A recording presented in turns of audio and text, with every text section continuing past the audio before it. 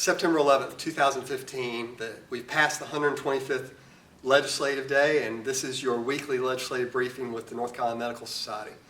I think it's first important that we start off by remembering that it is 9/11 and remembering all those that have sacrificed for us, all those that we lost on this day 14 years ago, and all those that continue to fight for us and that we lose on a daily basis to make sure that we have the freedom to stand here and have a conversation about Medicaid, to worry about taxes, to go down and advocate freely for changes with our General Assembly. That is all due to the sacrifice of many, many very important families here in the United States. And we at the Medical Society cannot thank those that serve enough, the families of those that serve enough, the people that have sacrificed, the civilians that have sacrificed on our behalf over the years. We just cannot thank you enough. So I think it's very important that we take time today to remember those folks, even in the midst of all these other things that we're worried about, that they have provided for us to have ordinary days and have provided opportunities for us to have the freedoms that we enjoy every day. So I hope you will take time to do that. After you've done that, I hope that you will take one last opportunity to reach out to your legislators today. We are at the end of the budget process, currently just 3 blocks west of our office. Legislators, the senior legislators are sitting around and having a conversation about the last few things in the budget that they're trying to work out. They're looking to have a budget published by Sunday, which means that as early as next Thursday, we could be having a vote on the budget. We were given a briefing yesterday on the high-level topics on Medicaid reform, the agreements between the two chambers on the high-level topics in Medicaid reform, and we expect to see a draft of that next week as well, and that to be coming out. It would include the hybrid situation, the hybrid scenario that we've been talking about, where managed care and provider-led entities could stand up simultaneously sometime after approval by CMS.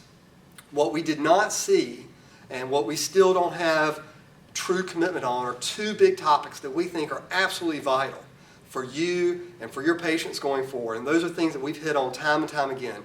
The first thing is we need clear and express protections for you and your patients in the law.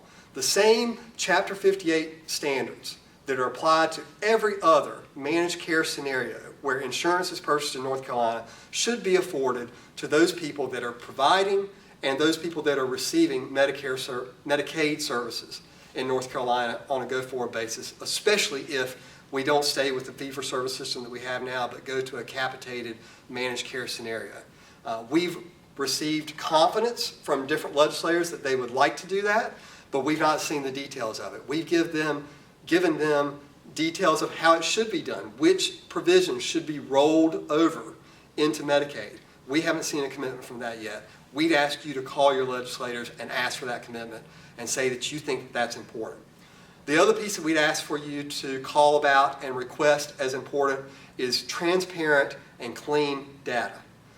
If we're going to value-driven systems, as we have talked about so many times, if we're moving away from just focusing on cost and focusing on quality, you have to have the data, real-time data, not reports, not after-the-fact scenarios, not here's a note that says that your patient's been to the ED 5 times in the last 6 weeks, what are you going to do about it? Or the last week, what are you going to do about it? But real-time information about your patient's behavior, where else they've been, what other doctors have done, the tests that have been reported, how that's matching up with claims, and how that's matching up with behavior in other areas of the state. You have to have that information to take care of your patients. And we need a system in place that actually is achieving that for you. We need a publicly held utility that is doing that for you so that you're not having to bear the burden of that through receipts of your own, through fees that you're paying, but through a commitment by the state of North Carolina to pay for that. So we'd like for you to ask for those 2 things, to make sure that the insurance protections are in place that you've been asking for yourself and for your patients, and to make sure that the data requirements through a publicly held public utility HIE, Health Information Exchange, is in place. We think those are very important factors. We've already heard a commitment to continue CCNC and the savings programs that we have built and put in place through the transition.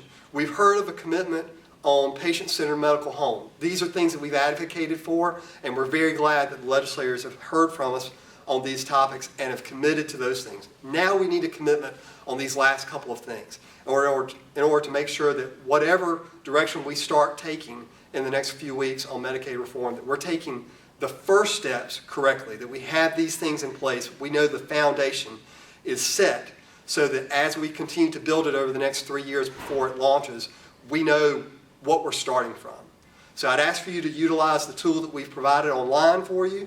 Please feel free to call your legislators or email them directly, but emphasize those 2 points. We look forward to bringing you an update next week with details about what this plan actually says, analysis of it, how it matches up with all of the checklist factors that we've put out there over the last couple of months that you've made phone calls about, and then to give you hopefully an estimate of a conclusion of when this session will be coming to a close, and we can start turning our attention to working with the Department of Health and Human Services and the new agency that will be in charge of Medicaid on how to build this new system in place. So thank you for listening this week. Remember those who have taken care of us so many times, and I look forward to talking to you again next week.